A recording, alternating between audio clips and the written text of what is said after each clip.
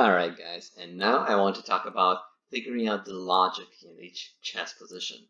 So chess is actually quite logical, and the problem is that humans aren't really equipped to figure out the logic of each position as well as, let's say, computers can, right? Computers can figure out all the variations and at the end just calculate out the best move, whereas we have to try to figure out the train of thought in the position, right? Like what factors are important, what factors are not important, where should we be attacking, where are they attacking, how to stop their counterplay, which endgames do we want to have, which endgames do we not want to have. So all these logical considerations come into play instead of calculating, because calculating for humans without any logic would be basically impossible. So let's take a look at the type of logic we use to help our reasoning here and how we figure out the logic in each position.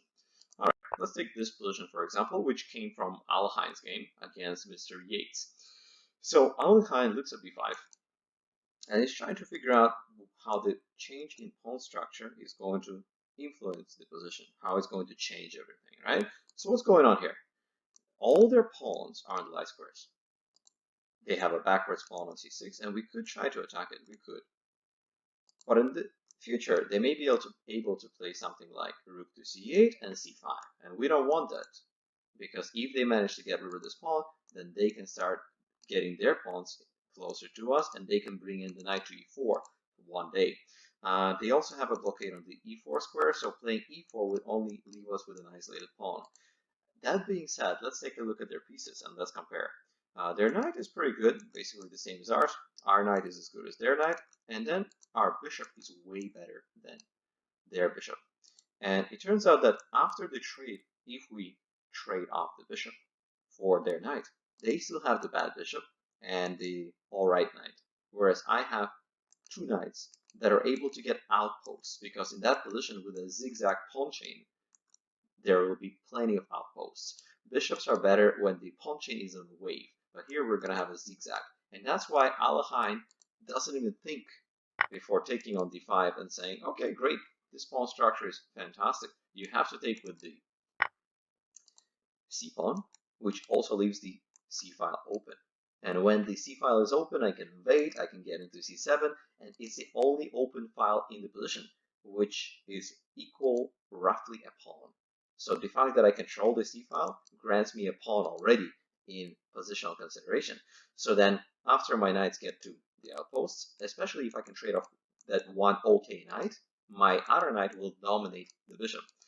So we have a dominant bishop against, dominant knight against an ugly bishop pair, which is going to help 𝐼𝐻𝐼 win this game. Let's take a look at how. All we have to do is trade off their one good minor piece, and then the rest is very clear, right? All we have to do is play knight c5, trade off the queens while we're at it, because the less pieces for us, the better.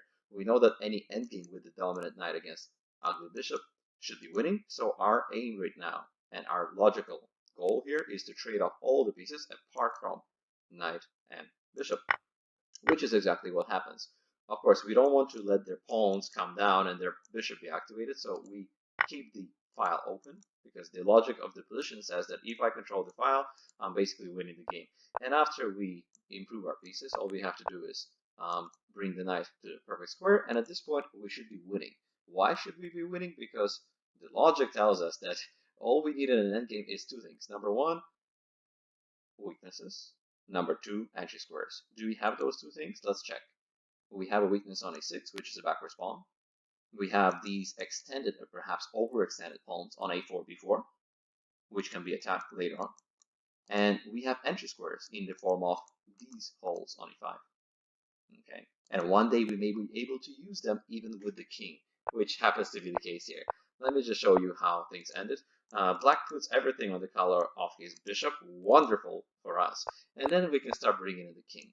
We make sure that they have no counterplay, that they cannot open up another file, which would really help black considering those useless rooks. And then our king can just come in and finish off the game, which is basically what happened. Okay, our rooks will dominate the 7th rank, and the game is won. So how did we know what to do? How did we know that we should have taken the bishop? Because we looked at the pieces and figured out that logically all we want is to keep that bishop on the board and keep one of our knights. And that's exactly what 𝐿𝐻𝐈 went for and finished the game that way. Okay. Now, in the next position, things are a little bit trickier. Things are a lot more dynamic, and Anand has to figure out how to beat Svidler in this Grunfeld variation, Grunfeld defense. Let's take a look at what's going on here. Black has a blockade on light squares, so Black's light squares are wonderful. Their king looks sort of safe, but the h-file gives us some hope for the white attack. White also has a beautiful knight on g5, which is well supported and impossible to kick out. Black's knights are somewhat useless right now, although in the future, if they're able to invade, they can be very scary. Plus, they have a blockading outpost on d5 if they ever get rid of the bishop. So the question is, should we take their rook? Of course not, because we're getting rid of our good knight on g5, which we're very proud of after pawn takes, right? They're taking over the initiative, they get the light squares, and one more thing. For them, if Black is able to open up the center, our king is toast. We can just resign on the spot. If they can play e5 and open up the e-file, we just resign at that point, because it's going to get very sad very fast. Now, what is White's idea? Of course, to attack the exposed king. The logic of the position tells us the king's exposed, go use it. We don't have any future over here. It's all locked up. We don't have any future in the center. The king side is the only place where it's at for White. So let's take a look at how White can use it. He figures out a way to transfer the queen where she belongs. She belongs in h2, right? And then after rook d6, of course, they're happy to trade off that rook for the knight, because then they get light squares and our knight is not so secure anymore. Plus, they're happy to trade off that rook for this rook, because this rook is an attacking rook. That rook is kind of useless and is blocking the bishop. Remember, they're going for e5. They're trying to destroy the center, so we need to act urgently. Whatever we do, it needs to be fast. That's what the logic of the position is telling us. And so what do we decide on? f3. We have a very urgent threat of queen coming into h7 and checkmating. So they have to react. They decide to take, and we can get a nice little center. Now, of course, he can destroy the center. And he could try for something like knight d4, but thankfully our attack comes in faster, and so we don't have to worry about that so far. Instead, they decide to bring in the knight somewhere more useful to cover h7, because remember, with a knight on a fade, there is never mate, the famous saying, right? And here we can take a little bit more time, because our center is a little bit more protected since the queen is gone, but we still have to hurry before they play knight takes d4. So first, let's create some threats, right? We improve our pieces and create some threats to steal the initiative. Whoever has the initiative in these positions is going to win the game. Thankfully, White is able to keep the initiatives by making threats. And lastly, make sure that the center doesn't fall down. If the center doesn't fall down on the spot, then we will hold. At this point, Black was definitely considering rook takes d4, and that feels right, and maybe it was the right move to do, because that tries to steal the initiative back. Because if we have to play a move like rook d7, Black is giving up the initiative to White, and White is able to finish off their attack on the king before Black is able to destroy and demolish the center. So of course, all that White has to do is get rid of the annoying defender, which is why knight e6 feels so natural. Right? We get rid of the annoying knight on f8, and when there is no knight on f8, then there will be mate. And so, in a few moves, Black was completely busted, the defender gone, and he got checkmated very, very soon, with the king running away, and with a nice little castle move, Black is going to get checkmated, in fact, pretty much right here. Okay. So what just happened there? Black was not able to demolish the White center before White was able to finish off his attack. Okay, that was the priority and logic for both sides. Both sides had to act very urgently in order to beat the other, and White got there first. I want to show you another example. This one more from the end game. This one is very, very logical as well.